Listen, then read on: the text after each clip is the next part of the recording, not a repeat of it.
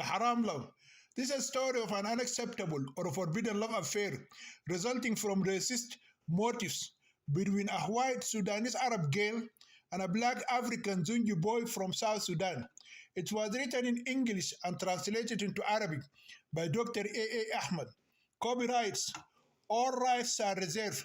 No part of this book may be reproduced, stored in tribal system, or transmitted in any form or by enemies without the prior written permission of the author, except by a reviewer who may quote brief passages from the review for printing in a general magazine, a school journal, or university article. All characters in this novel are fictitious, and any resemblance to real people, live or dead, is purely coincidental.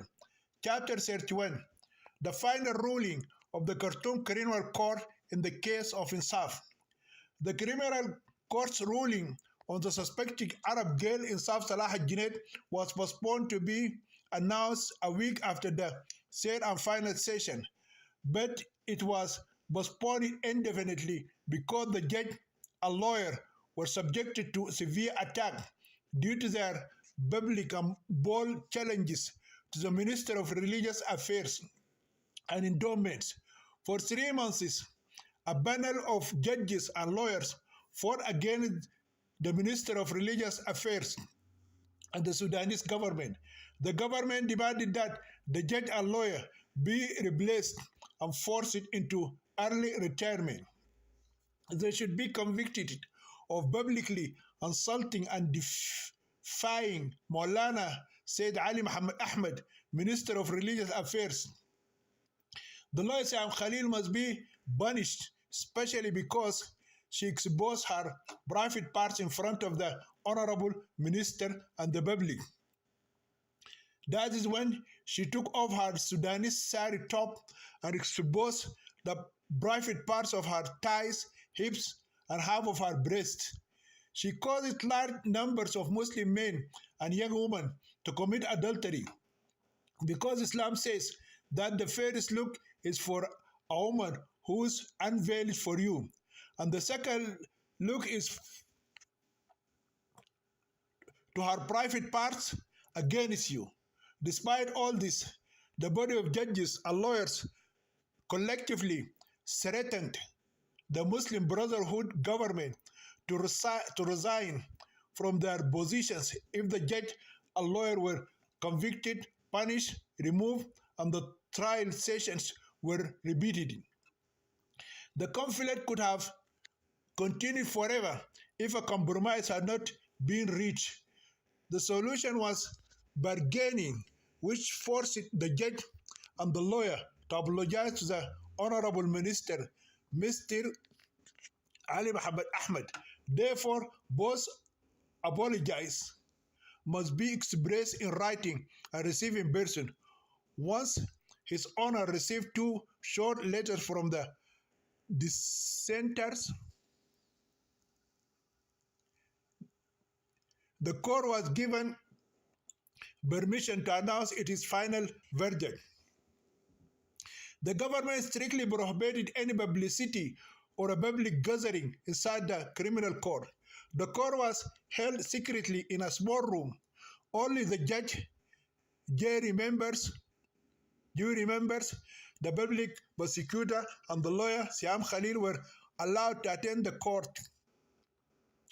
In addition, the suspected Arab girl Insaf Salah al-Junaid, 4 female guards, 2 policewomen, and 4 policemen were added to the number an hour later.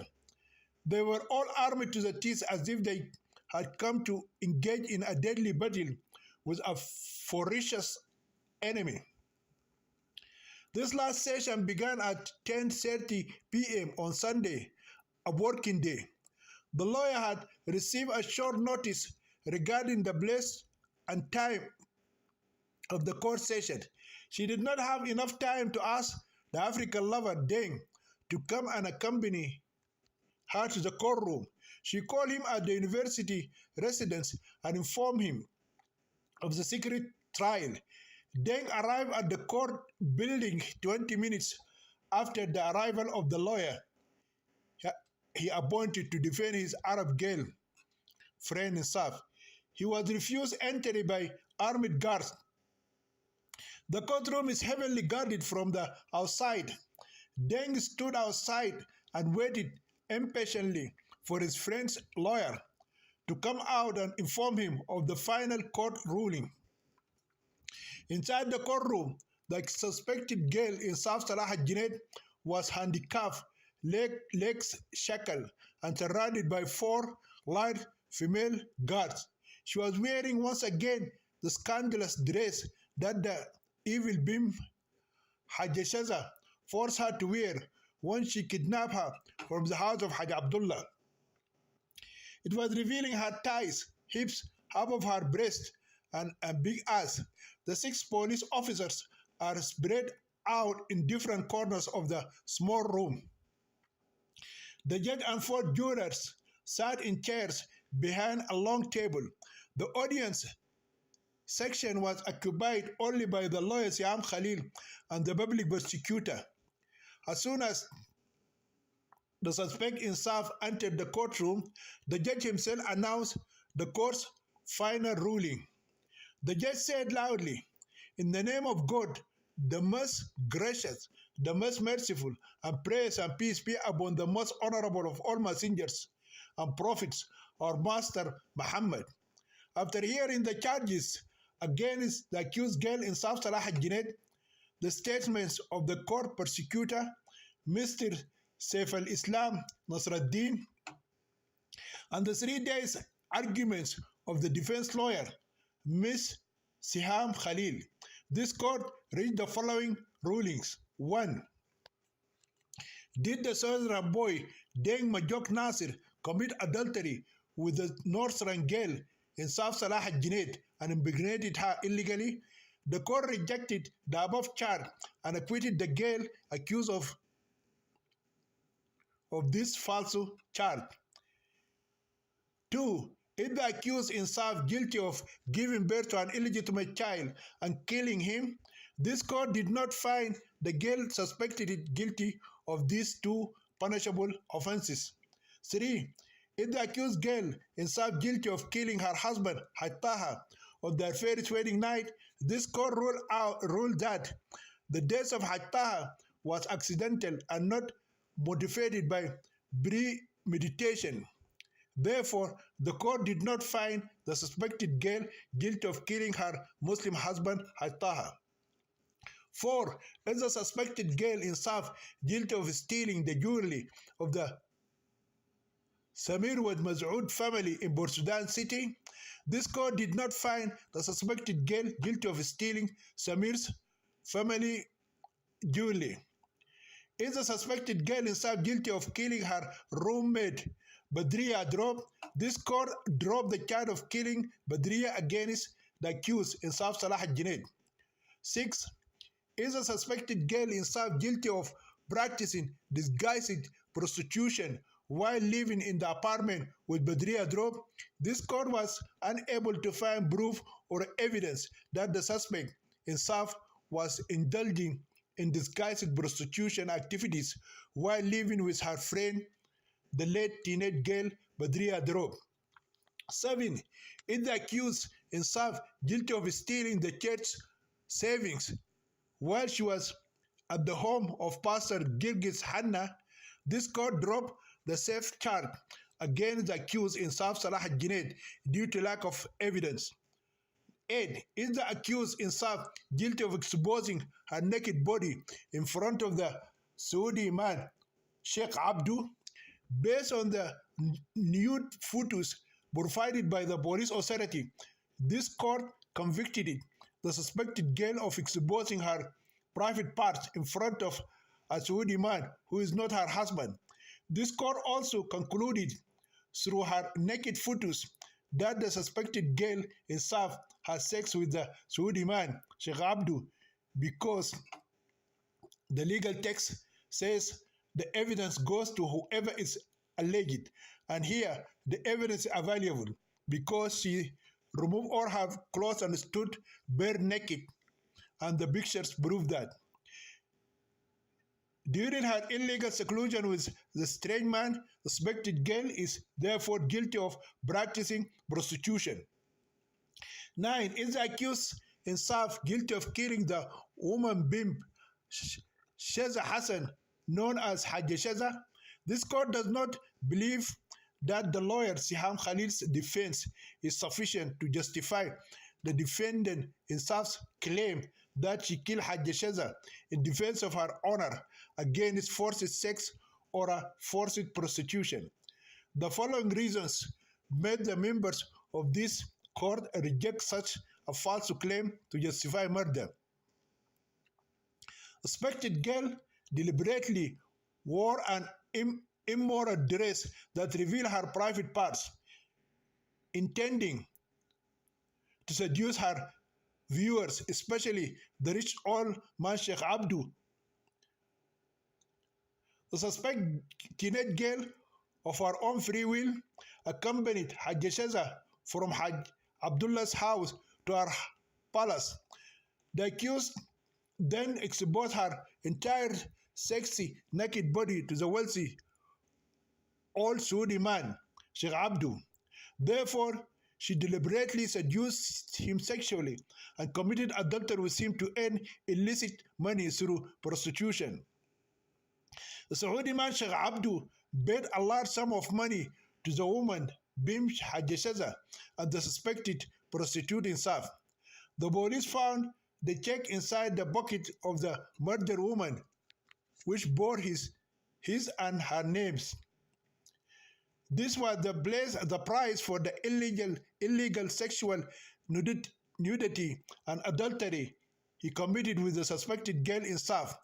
Based on the above mentioned evidence, this court rejected the defendant Insaf Salah al-Jinet's claim that the Bim Hajjashaza had kidnapped her, detained her, and wanted to force her to have sex with police officer Yasir Talha as a sexual bribe to cover up and prevent her from being arrested and thrown in prison to face the consequences of her other crimes.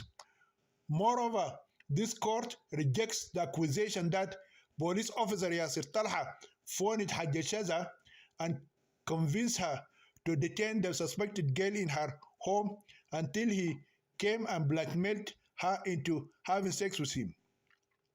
Before announcing his ruling on the final charge, the judge paused for a moment and looked around. He seemed to want to make sure everything was perfect for his final verdict. Then he cleared his throat and said in a loud voice, "Accordingly, this court issued a death sentence by hanging to the girl Insaf Salah al-Jinet for the crime of killing the Bim Hajjashaza due to a dispute over the division of illicit money earned through whoredom. The court is over." Chapter 32. Public protest by citizens of the capital city. The legal representative, Siam Khalil, did not expect the death sentence to be issued against her defendant, the accused girl, Insaf Salah al-Jinet. She prepared herself to accept any prison sentence or a corporeal punishment for her client except physical annihilation. Therefore, the court's final verdict to impose the death penalty hit her like a severe heart attack. She knelt down on the ground and began to cry. Her sympathy for Insaf moved her heart against the judge. Then she expressed her dissatisfaction with strong words. "Your final verdict is a terrible crime in itself. God will never forgive the court for convicting such an innocent girl. You have condemned every woman in Sudan. You have given men the right to enslave and abuse women in this country forever." The judge and jurymen did not wait for the angry lawyer to finish her words of protest. They immediately got up and left the court. 4 policemen escorted them out of the courtroom. Insaf was forcefully dragged out of the courtroom by 4 massive female guards and 2 armed policewomen. She screams and struggles to free herself from the four female guards. After a short while, the courtroom was empty except for the lawyer Siam Khalil, who was screaming, wailing, and denouncing the court's death penalty on her defendant. She started it, slapping her face and pulling her hair. The African lover Deng ran into the courtroom. The sight of the crying lawyer confirmed his fear. He had already seen his Arab lover Insaf, the convict, being forcefully dragged out of the courtroom by four huge female guards and violently pushed into a police vehicle fortified with a guard rail as if it were a monster vehicle. He saw her tears and heard her bleeding for rescue and freedom. At first, he ran towards the police wagon, but the huge policewoman prevented him from reaching it and stopped him by force. He tried to hold on to the iron parts of the car, but the car moved quickly and sped away from him. He fell hard on his back and hit the ground. He cut his forehead until blood flowed from it like hot acid. However, he got back to his feet and chased the police vehicle for some time. Finally, the injured African lover Deng abandoned his failed attempt to save his beloved Arab girl in Saf and rushed into the courtroom. He knelt next to the lawyer Siham Khalil, still crying bitterly for his unjustly condemned Arab friend. Likewise, the court's decision to hang the convicted Arab girl to death was shocking news to the public. Khartoum local radio announced the decision at exactly 11:30 at night, and the next morning it was published by all local newspapers. The newspapers reported that the court acquitted Insaf of all charges except for the two charges of adultery with the Saudi Sheikh Abdu and the killing of the Sudanese Bim Hajjashaza Hassan. The newspapers did not explain how the criminal court reached this decision, which seems unpleasant to many people. Despite the unjust final ruling issued by the court, most of the people of Khartoum have already accepted the lawyer Siam Khalil's justification for the killing of the Arab girl Isaf Salah Junaid of the Bim Hajjashaza. Accordingly, there is a public outcry against the court's decision. Inside and outside the triangle capital city, people disagreed with the final ruling issued by the criminal court. Only some Islamic groups such as Ansar al-Sunnah al-Muhammadiyya, the Muslim Brotherhood, and their women's branch called Nusayba Sisters accepted it. The Sudanese Women Rights Union led a march to the public palace and submitted a protest note to the President of Sudan. Many high school and university students joined this protest. The public protests and demonstrations continued for a week. Meanwhile, the lawyer Siam Khalil wrote a long letter of appeal and sent copies of it to the Supreme Court, the Sharia Court, the body of judges and lawyers, Human Rights Watch, the Sudanese Women's Rights Union, and the President of the Democratic Republic of Sudan. The death sentence of the condemned Arab girl Insaf Salah Junaid, 18 years old, is scheduled to be executed a week after the criminal court announced its final ruling. The lawyer Siham tried to challenge her client's age because she is a minor girl and Sudanese law does not allow the execution of a minor convict. But her appeal was rejected because Insaf was 18 years old when she killed the Bim Hajjashaza. The court ruled that the death sentence must be carried out next Friday afternoon in Kober Central Prison. The convicted girl must be hanged to death inside the prison building. The prison administration announced through the media that the public would not be allowed to watch the execution. Well less than 24 hours remain until the execution of the Arab girl sentenced to death.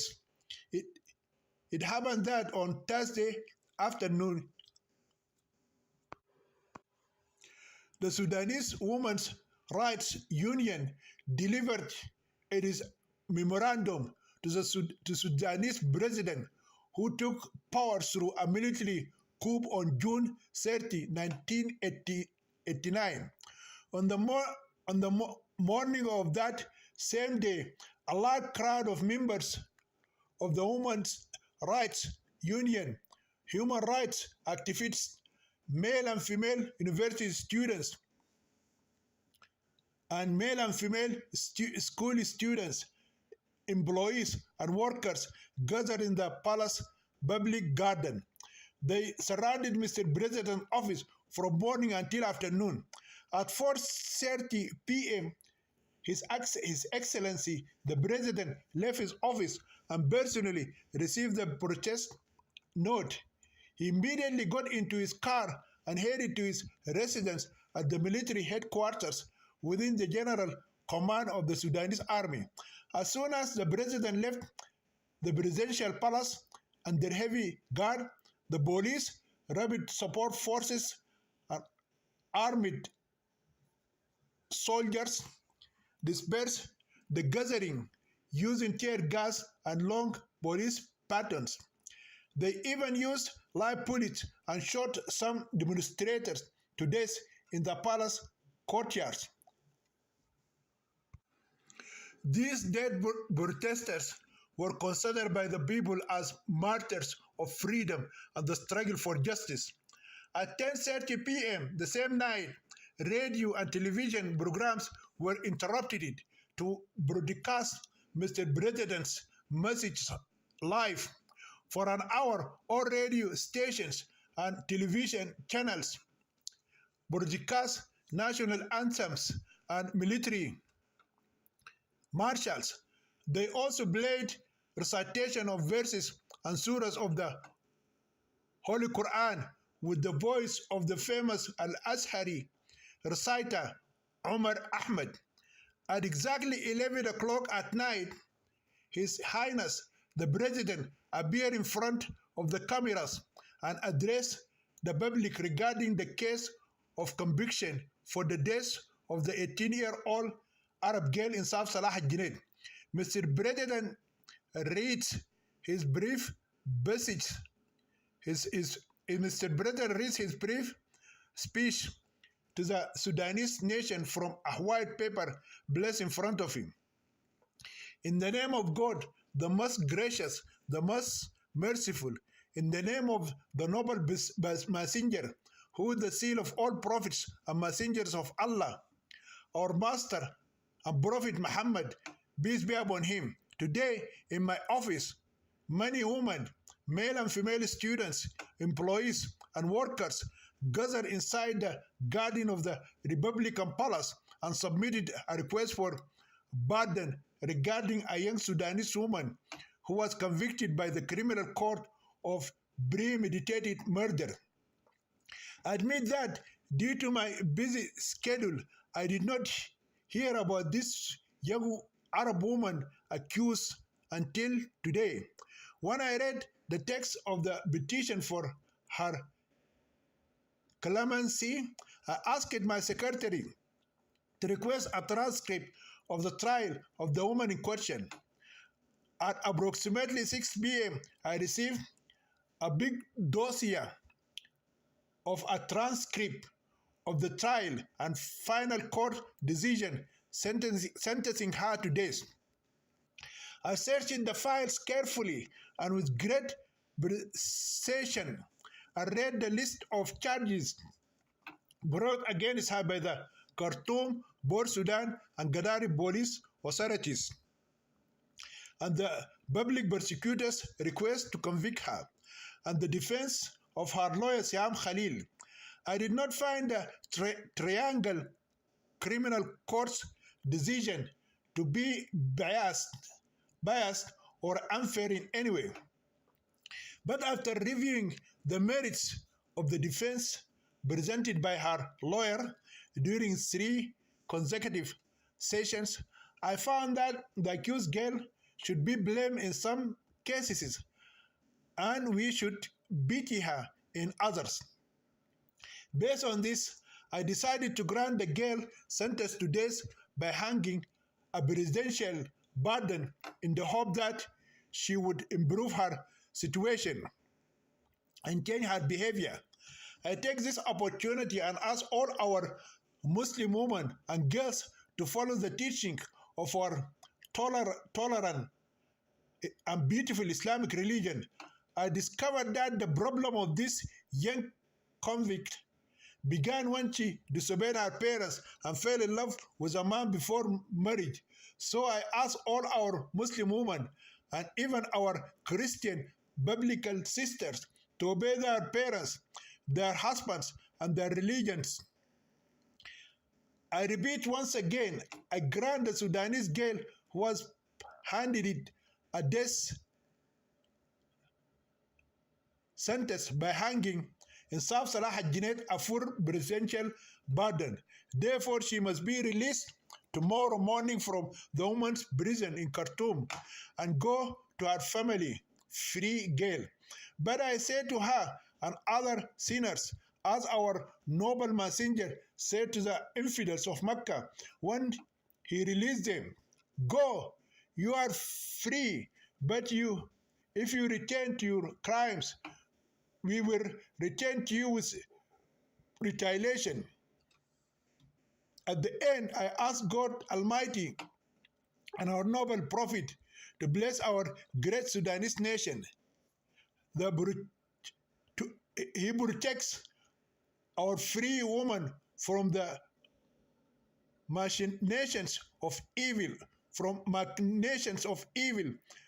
people, and from following in the steps of the cursed Satan, for he has been a clear enemy of mankind. Chapter 33. The reunion of two eternal lovers wrongfully separated. The Arab girl condemned to death in Saf spent many horrifying days and frightful nights locked in her terrifying cell. She had been imprisoned in her isolation cell for more than 6 months, but she felt like she had been thrown into the bottomless pit for 6 lean years. But since the day she heard that she was sentenced to death by hanging, she has not been able to sleep for even 2 hours straight. She now understood that she did not kill anyone except the beam woman who tried to turn her into a kidnapped sex slave and lock her in her home to satisfy her greed for wealth by selling her young body to men, taking her virginity and discrediting her purity. Therefore, Insaf was surprised when she heard the death sentence against her. Since then, she has refused to eat food or drink water except by force. Every day, some violent guards forced a little food and a few drops of water into her dry mouth and empty stomach. They wanted to keep her alive for 7 days until the day she is hanged to death inside Kober Central Prison. They don't want to be responsible for starving her to death. During her long period of imprisonment, Insaf lost a lot of weight. Her face became pale, losing half of its beauty, and her body was robbed of its femininity and sexual appeal. She has not been able to wash her body and comb her hair since the day she was sentenced to death. After her condemnation, no one is allowed to visit her. Her African lover Deng came several times, but was always sent back without seeing her. He also did not eat any food or drink any water except by necessity during those terrifying days. He was constantly crying over the loss of his beloved Arab friend Insaf. During those months of inquiries, trials, and court sessions, his love for her was revived and strengthened. He visited her regularly in the woman's prison. He provided her with all her necessary needs. He sold his car to cover her lawyer's fees and bought everything she needed, including clothes, shoes, soap, brushes, and paste. He also traveled with the lawyer Siham Khalil to the cities of Gadarif and Port Sudan and paid all the costs of their trips together. Insaf also lived in the hope of proving her innocence so that she could be united with her fairest lover Deng as husband and wife. She saw that God had thwarted her two love affairs with the rich Arab Muslim boy Samir Wad Mas'ud and the Coptic Christian boy William Girgis Hanna because he wanted to marry her to her fairest African lover Deng. Despite her displacement in Port Sudan and Khartoum, the Arab lover Insaf maintained her purity and virginity for him and him alone. Even the Muslim boy Deng believed that God prevented him from marrying the African Christian girl Suzanne Peter because he wanted to marry his Arab Muslim lover Insaf. Then finally came the fateful night, the day of the death sentence, which shattered their dreams and separated them, it seemed, forever. When Mr. President granted a pardon to the girl condemned to death, none of the two lovers knew about it. That night, a few hours before the execution, Deng left his room in the university hostel and went to sit on the river bank. He decided never to return to his room until the soul of his beloved girlfriend left this evil world. He tried hard not to imagine the noose pressing down on the neck of his delicate Arab lover, breaking it and snatching her honorable soul from her holy body. He cried bitterly when he imagined such a cruel sight and inhumane death of the only girl he had ever loved in his life. He completely believes in her innocence, purity, virginity, and courage, and in killing the Lady Bim who wanted it to strip her of her honor. She is the only Arab girl who loves him and does not discriminate against his African race and does not view him as a black-faced Negro slave. While her beloved friend Deng was sitting on the riverbank and mourning the fateful end of his beloved friend Insaf, two huge armed female guards came to the cell of the girl condemned to death by hanging. When Insaf saw them, she started crying loudly and begged them not to take her to the gallows. She told them that she was just a teenage girl and that she had done nothing wrong to deserve to be executed at such a young age. She thought they were here to take her to be executed in the notorious Cobra prison where many innocent men and women were hanged. She grabbed the iron bars of the door and tried to prevent them from entering her cell, which looked like a cave or a grave. Then the two huge female guards took her out the door and shouted the good news into her ears, but she did not hear their words. They forcefully dragged her to their office like a sheep is dragged to the slaughterhouse to be slaughtered. While she was screaming and begging for mercy, one of the guards put her big hand on Isaf's mouth and screamed, "Listen, you damning criminal girl, sentenced to death by hanging. You have obtained a presidential pardon. You will not be hanged to death today or any other day. You are free now and can go home." The guard repeated those words many times before the girl, who was spared from execution, heard them and understood their meaning. "You can go now. You are free like a bird let out of the iron cage," the same policewoman shouted. Insaf looked at her suspiciously. "Yes, you are a free prisoner. You can go now," said the other guard. "Where should I go, ma'am?" the freed girl Insaf asked innocently. "Go to hell, you damning murderous whore. If you are still homeless and without a place, and your family disowns you and does not want you back." Finally, the freed prisoner understood what the two guards said. So she turned her back, put her legs, and left the office.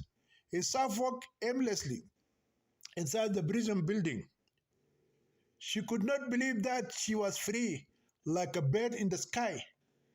She looked at her hands and feet. Her tear-filled eyes could no longer see or feel the long, heavy chains and shackles. Another guard saw her wandering aimlessly inside the accursed prison building, then directed her toward the exit. The freed Arab girl left the woman's prison and entered one of the crowded streets of Khartoum. There is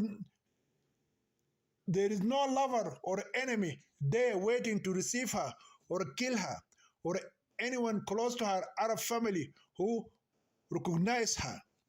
She wondered what happened to her dear African friend Dane. The Arab friend Isaf, who was released from death sentence, does not know where her African lover lives. She has no idea how to get to the house of Haj Abdullah, who pulled her out the filthy garbage container. She walked a few steps and lost her way. She is hungry, tired, thirsty, and very weak. She started to feel dizzy. She struggled to stay on her feet, but her best efforts could not stop her body from falling. The freed prisoner lost consciousness, and her unconscious body collapsed into the street crowded with cars, people, and animals. She fell into a dark, endless pit, just as happened the day she escaped from the murdered body of her friend Badria Drop. Meanwhile, her African lover Deng left the river bank, his eyes blinded by tears and his heart full of deep sorrow. Then he went to the woman's prison to demand the body of his beloved Arab friend Insaf, who was executed by hanging. He wants to give her a proper burial because her Arab family seemed to have rejected it and abandoned her and considered her a fallen dead girl. He decided to bury her in one of the Islamic cemeteries in Khartoum city instead of leaving her murdered body to the prison authority to bury it somewhere inside the prison cemetery, throw it in a hole elsewhere in the wilderness, or burn it into ashes like the corpse of a wild animal. Upon his arrival at the prison jailer's office, he was informed of the presidential pardon and conditional release of his convicted girlfriend. The African lover then becomes extremely happy when he learns that his beloved Arab girlfriend Insaf has been granted a presidential pardon, has been released from her cell, and is now at large somewhere outside the woman's prison. He left prison and searched everywhere for her, but did not find her. Finally, he went to the house of the good Muslim man Haj Abdullah. He knew his home address because he went there before the trial with the lawyer Siham Khalil. Haj Abdullah and his family had already learned the good news through the speech the president delivered at night. The Hajj accompanied the lover in his search until they finally found the freed prisoner unconscious in Durman Hospital.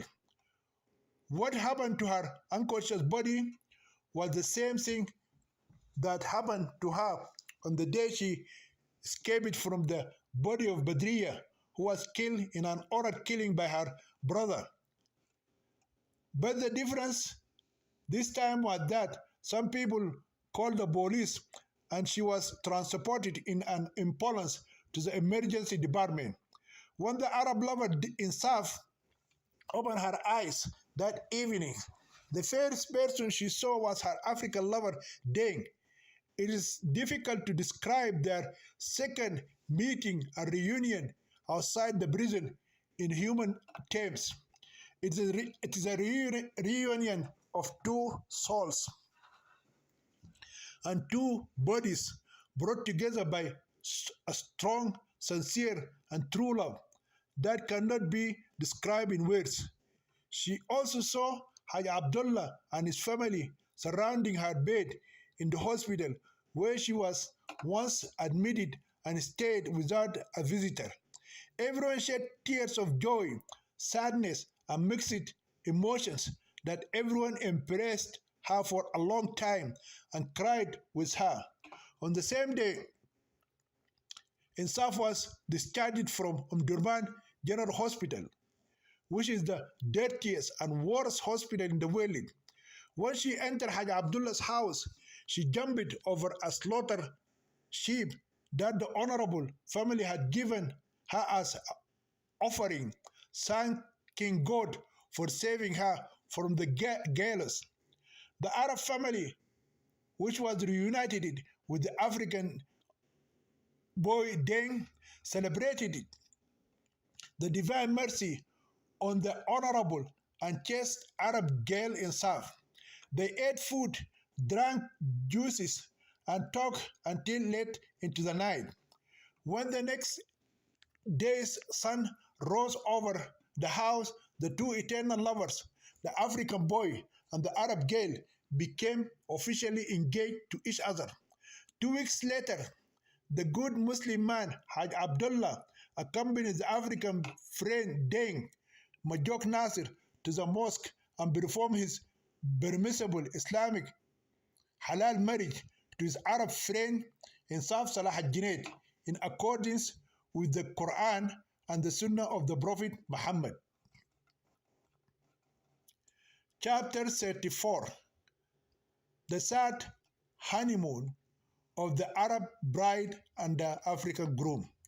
Since the day they were torn apart racially and mercilessly in the city of Gadarif at the hands of the cruel Arab father Salah al-Junaid called Abu Shanab, the two intimate lovers Insaf and Deng were not alone together until the day they were reunited in halal Islamic marriage. On the same day, the newlyweds left Haj Abdullah's house in the evening and headed towards a small motel nearby. They decided to spend a few days and enjoy their honeymoon there. After that, they planned to rent a small, cheap place and live as a legitimate Muslim husband and his legitimate Muslim wife. The handsome African groom decided to postpone his medical studies and find a job to support his beautiful Arab bride. As the taxi drove along the river shore, the beauty of the Nile River inspired the newly married lovers with joy and happiness, filling their hearts with noble and indescribable feelings that completely occupied looking into each other's eyes. They want to dissolve into one soul and become one body. Deng and Isaf long for the taxi to grow wings and become like a carpet of wind for the lover Aladdin and his beloved Badr al Budur and fly them to the motel where the real fun of their honeymoon would begin. They want to eat from the tree of paradise and taste the apple fruit that they were deprived of as a result of their so called forbidden love. Finally, they broke both ethnic and racial pariahs and became a Muslim couple after they were unmarriageable lovers. They longed to be alone in one hotel room, even for one night in their lives. The African groom's hands are busy touching his Arab bride's smooth cheeks, her long black hair, and her sweet lips. Several times their strong love led them to embrace and kiss each other. Whenever they do this, they remind themselves that they are still in a public place. They know that it is against the law of etiquette, etiquette to hug and kiss in a public place, even for married lovers. So they waited impatiently in each other's arms until the taxi driver arrived at their final destination and dropped them off in front of the small motel. The beautiful bride in Saf and the handsome groom Dane followed her into the hotel full of joy. They knew that the peak of honeymoon fun would begin in a few moments, and then they would live happily ever after with nothing to separate them. They had already planned what to do during their honeymoon. They want to spend 7 days at the motel in Khartoum. The groom promised his bride to take her on a sightseeing tour around the capital city. On the 8th day, they will travel by express pass to the city of Gadarif to visit their old friends and see the places where they used to meet each other on the side of the road while going back and forth from their schools for boys and girls. From Gadarif city, they will travel by train of Wadi to Port Sudan city and spend some time with Officer Khalid's family. The runaway Arab girl in Saf wants to return to Aunt Khadija, Sister Salwa, and police officer Khalid Yahya. She wants to apologize to them for the disaster and scandal that she caused them on the day of her engagement to the rich young man Samir Wad Maz'ud. Finally, the couple will return to Khartoum city where they can rent a small nest and live happily ever after. However, as soon as the two newly married lovers, the black African groom, Deng, and the white Arab bride in Saf, entered the motel holding hands, they became aware of the many eyes staring at them. The eyes do not show admiration and congratulation, but rather astonishment and anger. The newlyweds ignored the eyes that look at them as if they were aliens from another planet or two animals that had escaped from their cages in the zoo, and they walked directly to the reception desk and asked to book a room for a week. Yes, John, what do you want? The receptionist asked the African groom, looking at him mockingly. My name is not John. I'm Deng Majok Nasir, the groom answered innocently. What do you want, Banjos Deng? We want a double bedroom for 7 days. Sorry, man. We don't allow couples to stay here unless they are married. This is my wife. Insaf, We got married today. You have to prove it to me. You cannot walk in here, in this motel, with a girl and tell me she's your wife. If you don't believe me, you can ask her. Listen to me, Banjos.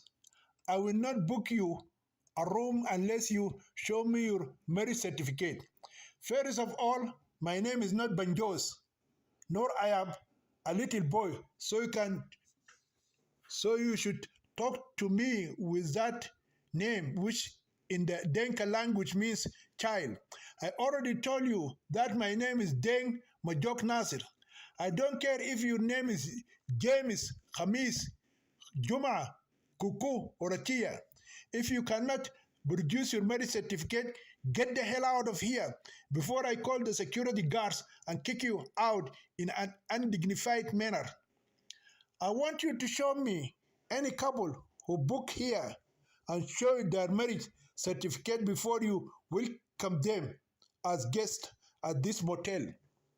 This is a completely different matter. You are a Southerner, and this girl is a Northerner. In other words, you are a Negro, and she's an Arab. Your marriage, if it is valid at all, I have every reason to doubt the legitimacy, the legitimacy of your doubtful relationship. Do you want to tell me that there is a law in this country that prevents a Southern African boy from marrying a Northern Arab girl? I did not say there was such a law, but I have never seen a white Arab girl in my life marry a black Negro like you. We will file a complaint with the principal or a manager of this motel regarding your disgusting racial attitude towards our legal Islamic marriage. The manager is not in his office now. Come tomorrow, bring your marriage certificate and meet him. During all this time, the Arab bride Nasaf was bowing her head and looking down. She saw the male guests get up from their chairs and come around them, while the female guests stayed away. The grooms laughed, mocked, and enjoyed the conversation between the African groom, Deng, and the receptionist, while their brides remained seated in their chairs, whispering racist conversations about the Arab bride herself. Like burning tongues of fire, their eyes searched her body from head to toe as if she were a naked prostitute brought from the street. Some bold Arab women even spat shame from their mouths. The Arab wife himself felt insulted by their whispers against her and the laughter of their men at her African husband, Dane. Heavy tears forced themselves out of her beautiful eyes. She tried to hide her heart feelings, but she could not. Dang! And Saf shouted angrily as the words came out of her mouth forcefully. Let us go to another motel. With uncontrollable anger, the African groom reluctantly left the racist receptionist and went out with his Arab bride outside the hotel, not holding hands as they had when they arrived. That night, the newly married lovers, Deng and Saf, tried their luck at 7 hotels or motels. In each one, they were suspected, questioned about the nature of their marital relationship, and challenged to prove it. At 4:30 a.m., the newlywed couple finally lost hope. They hesitated to return to Haj Abdullah's house at such an early hour on the new day. They asked the 7th taxi driver to take them to the river bank. With exhausted bodies and broken hearts, the newlywed lovers sat on a bench on the riverbank. The groom then asked his bride Insaf to lie down on the seat and put her head on his lap and sleep. Then he took out his coat and covered her body from the cold river breeze. Fortunately, the newlywed couple's problem was resolved. After 3 days, when Haj Abdullah went to the mosque and met the Imam, who performed their halal Islamic marriage and obtained their legal marriage certificate. During those 3 days of waiting, the Arab bride Insaf stayed at the home of Haj Abdullah and the African groom staying in the boarding dorm of the Faculty of Medicine at the University of Khartoum. On the fourth evening of their wedding day, the couple left Haj Abdullah's house and went again to look for a hotel or a motel. Their official Islamic legal marriage certificate allowed them the possibility of obtaining a modest room with a small bed in a cheap inn, call it Lakonda Al-Ishash, on the outskirts of the Triangle Sudanese capital city. The owner of the motel is a southern Christian from the Denka tribe, to which the African groom belongs. Perhaps this is the reason behind his acceptance of a black Negro husband who married a white Arab wife.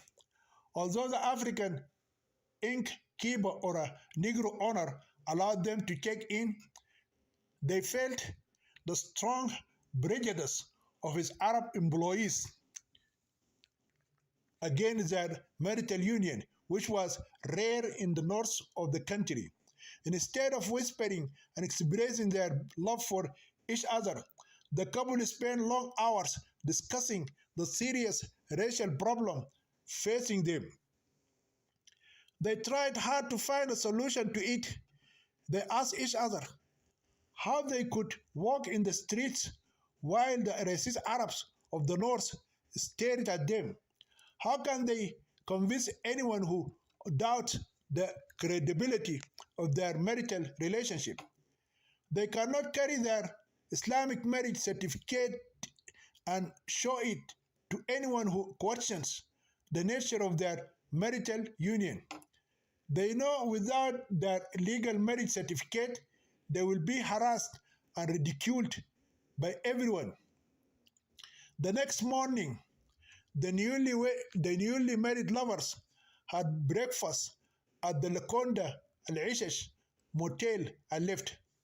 During their honeymoon, they decided to go on a tourist tour to see the beautiful places in the cosmopolitan Sudanese city.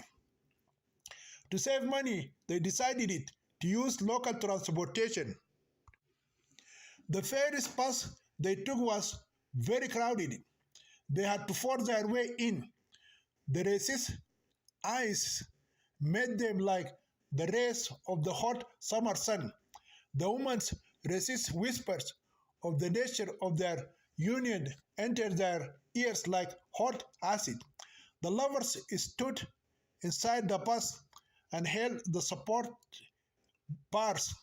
Some scoundrels have disturbed the beautiful Arab bride Insaf. They touched her big buttocks and grouped her high-raised breast. Her African groom then was forced to fight some of these thugs who harassed his lovely life partner. In order to avoid further problems, the couple decided to change the bus. At the next stop, they got off and rested for a while.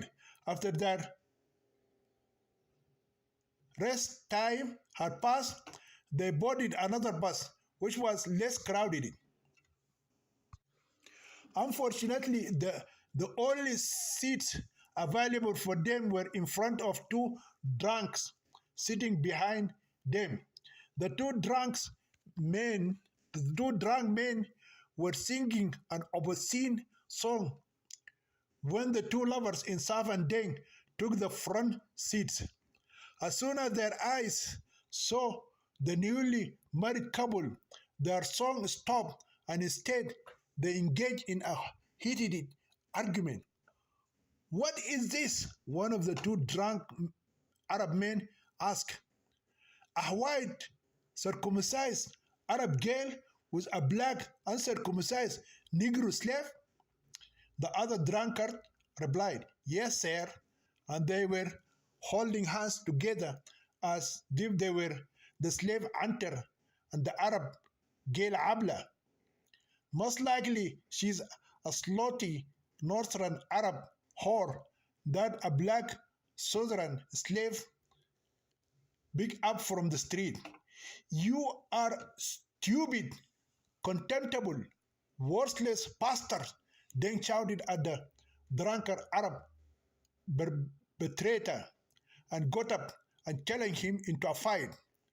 Then continued, "This Arab girl is my halal Muslim wife, and if you call her a whore and a slut again, I will cut out your tongue. Please, sir, don't bother yourself with what these useless people say. As the saying goes, don't take drunk people for what they say," answered another southern gentleman. These words calmed the righteous husband's anger and made his wife stand up and ask him to leave the bus. Then the newly married couple left the bus with frowning faces and decided to continue their sightseeing tour by taxi. They concluded that using public transportation would always put them in contact with racist Arab people.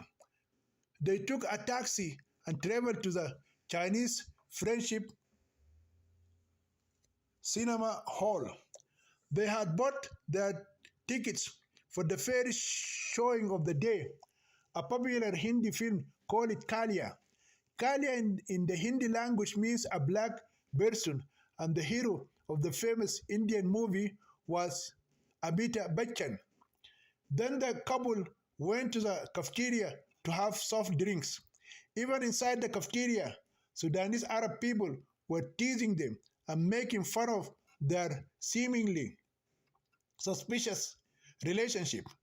When the Indian film, which they did not like because its events revolved around the real life story of a notorious black Christian Indian gang leader named Anthony Kalia, ended, the couple wondered where to go next. They wished they could go somewhere where people could not harass them with sarcastic remarks and racist insults. Then the African groom Deng left his Arab bride in Saf standing alone in front of the friendship hall and went to buy some sandwiches for their meals. While the Arab bride in Saf was waiting, an old man approached her and greeted her very politely. "How are you, my little daughter?" asked the old man. Insaf replied with a smile, "I'm fine, uncle." The old man continued in a louder voice, "My daughter, who is that man who was holding your hand a few minutes ago?" "This is my husband, Deng." "What did you say, my daughter?" "I told you that the man who was holding my hand was my husband, Deng." "That black man is your husband?" "Yes, uncle. We got married a few days ago." "Why did you do that, my daughter? Are there no Arab men in this country? And that is why you married an African man like that black-faced Negro?" The Arab bride in Saf felt extremely insulted by the rude old Arab man, so she turned her face and walked away from the despicable racist old geezer.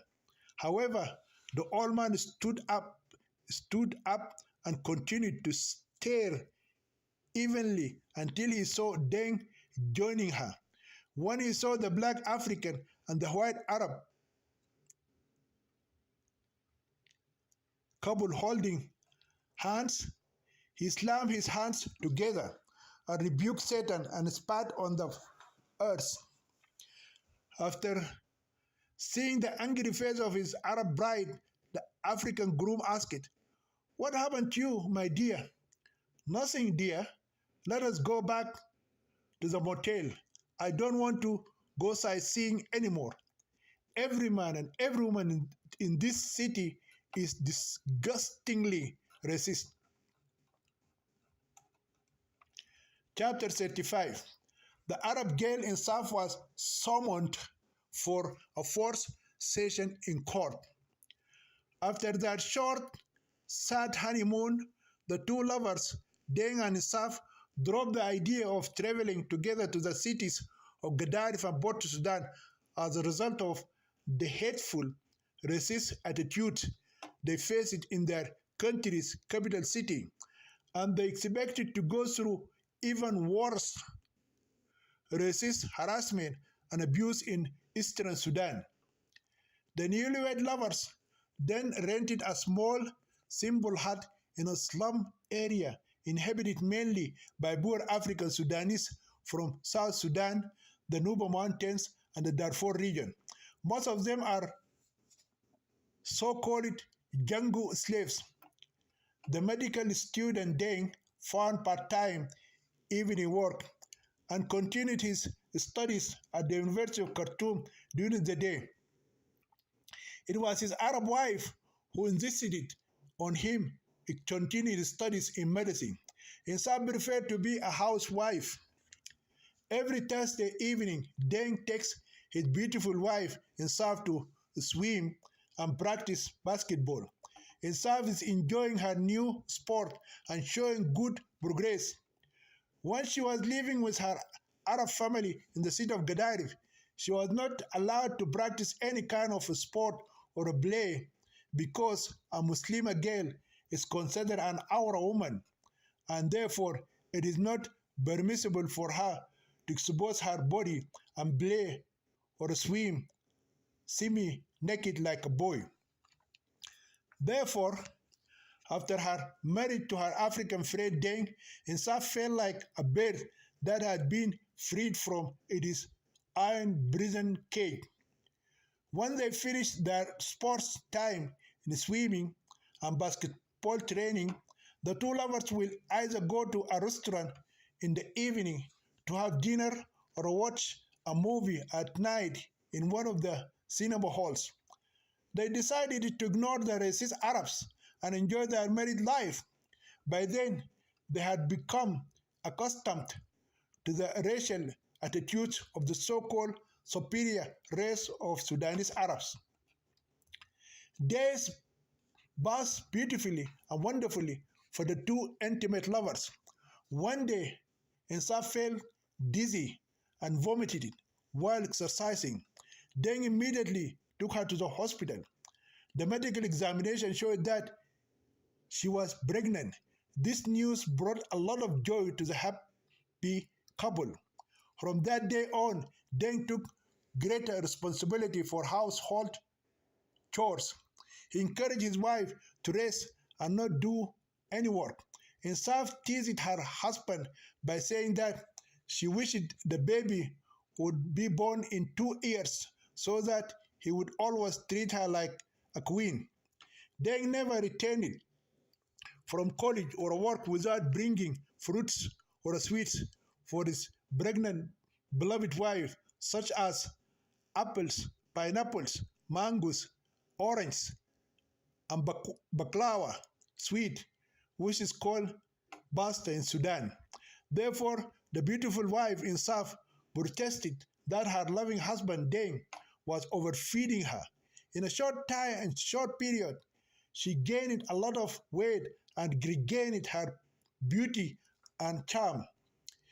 It has been 3 months since the Arab wife became pregnant.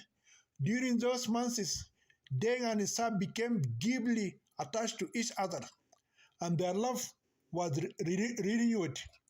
The Arab wife rarely leaves their hut. She was never bored and did not miss the outside world. Her loving African husband gives her everything that the outside world had denied her for so long. Her suffering and homelessness in the past are diminished by the joy and happiness of the present and the bright future that has yet to come. She had almost forgotten her sad and abusive past life. One day, when the happy couple had finished lunch, the postman came and handed them a little notice. The notice very brief, and the only thing they can understand from its wording is that they are being asked to attend a court hearing. This little notice made the happy couple feel as if an angry Muslim terrorist had suddenly dropped a bomb inside their happy nest of home and shattered everything in an instant. They rushed immediately to their lawyer, Siam Khalil, and asked her to decipher the language of the legal memo. The atheist, feminist, and women's rights activist Siam Khalil also became puzzled by the court's request. Despite this, she assured them that the notice had nothing to do with the accusations against which Insaf had previously been unfairly tried, convicted. She guessed it probably had something to do with their marriage. For example, mistakes in recording their ages,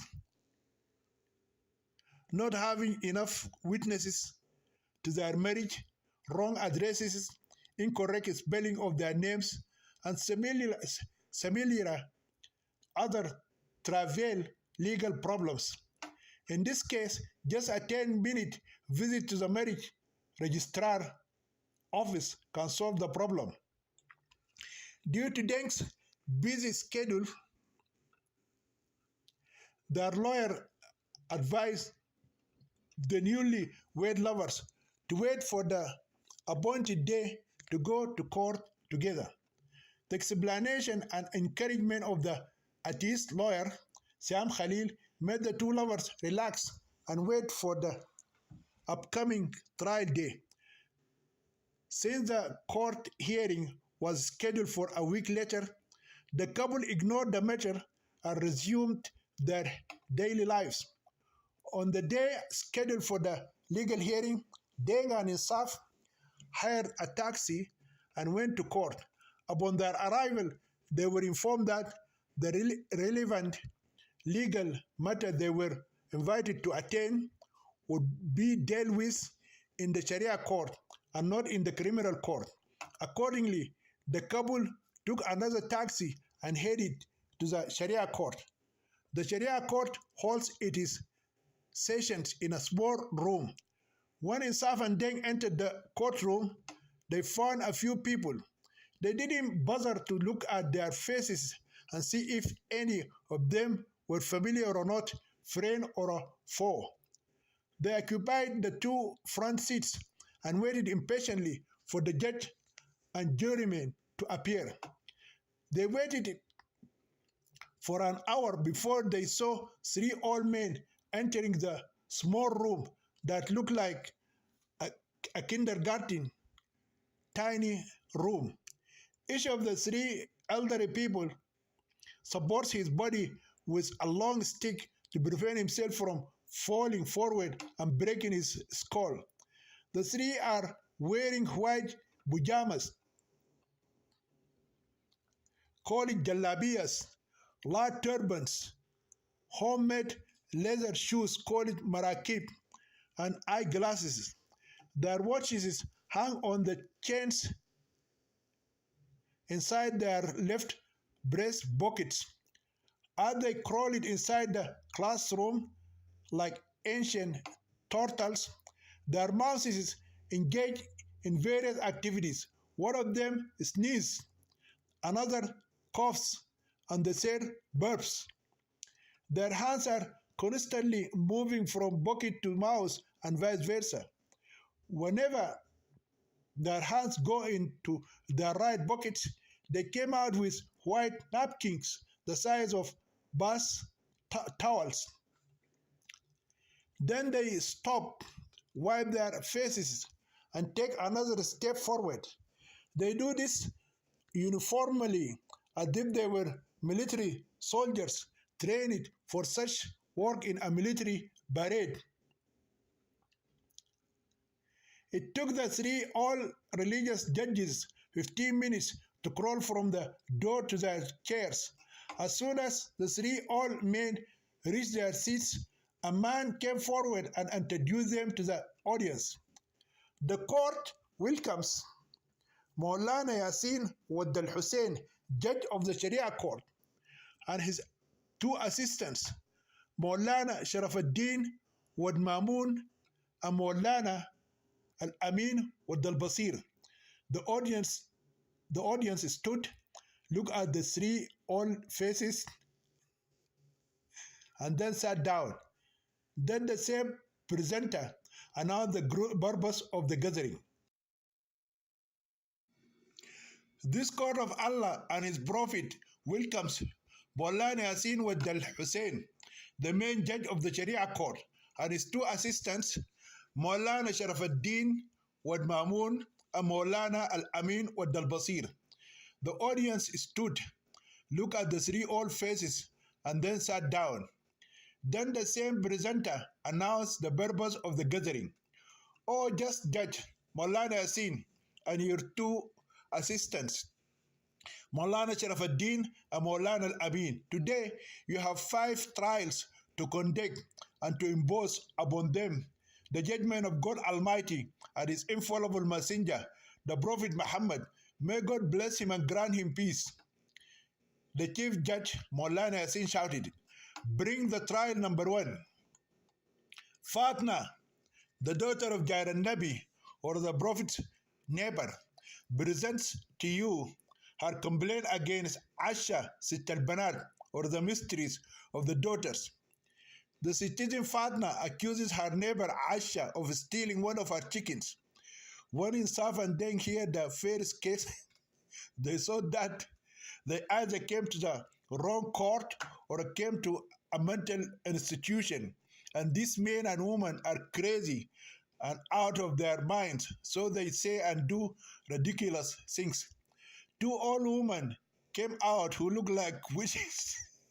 Each of them blessed her right hand on the Holy Quran and swore by the book of God that the little red hen was hers. The disputed chicken itself was brought in by a policewoman. Then the 3 old judges whispered for a while and came to a fair decision.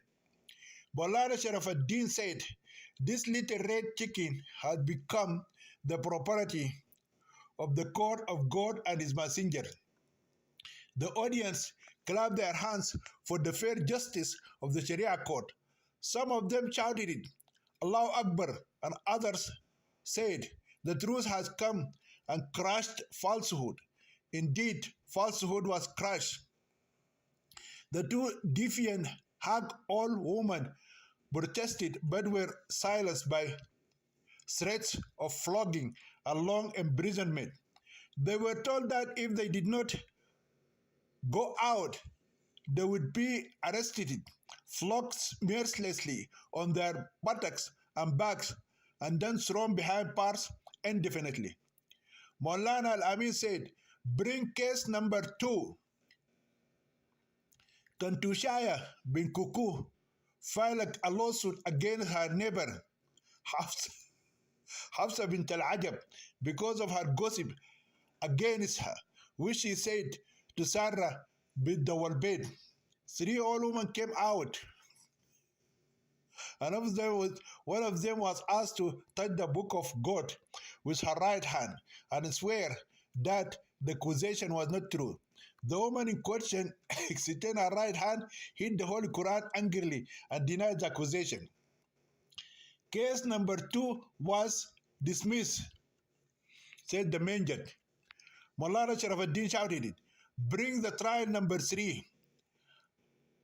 Atman with Babakar complains against his wife, Halima bin Habibullah, because she ran away from his house and ran to her parents' yard. A young man and a young woman in their early 20s, looking like a newly married couple, came out and faced the three judges. Maulana Al-Amin asked the wife, "Why did you leave your Muslim husband's house and flee to your parents' residence?" The girl said while crying, "Because my husband beats me as much as he beats a camel." Maulana Yasin angrily asked, "Why do you hit your wife like you hit an animal?" The young man said frankly, "Because she always refuses to let me have sex with her every day in my bed." Maulana Sharafuddin asked in a loud and angry voice, "Why do you refuse to sleep with your husband when he asks for you in bed?" The girl said shyly, "I refused to let him have sex with me when I wasn't in the mood to have fun." The man just shouted with extreme anger, "What did you say, disobedient wife?" The disobedient wife was terrified and jumped back. Then he shouted it, "Listen, man, take this disobedient and stubborn woman to your house, and if she refuses once again to give your penis what God has given you from her vagina, then punish her with your long whip and your thick stick. And if she now refuses to go home with you or runs to her family's house again, come back here." Maulana Sin said, "We will give you 3 armed policewomen to drag her from her parents' house like an animal and bring her to your house by force." Maulana Sharafuddin said seriously, "And if she becomes the wife of disobedience and rebellion woman again, lock her inside the house of obedience and beat her day and night with your long whip, just like beating a camel until her demons come out of her head, which is inhabited by goblins." The husband accepted the so-called ruling of God, his infallible Prophet Muhammad, grabbed the hand of his rebellious wife and took her out of the courtroom. 2 armed policewomen escorted the rebellious woman out of the courtroom while she's crying. Then the 2 police officers told her Muslim husband to go ahead of them in a taxi and prepare a small room in his house to lock her up, to lock her, to lock up his disobedient rebellious wife in his house of obedience until the demons came out of her haunted head.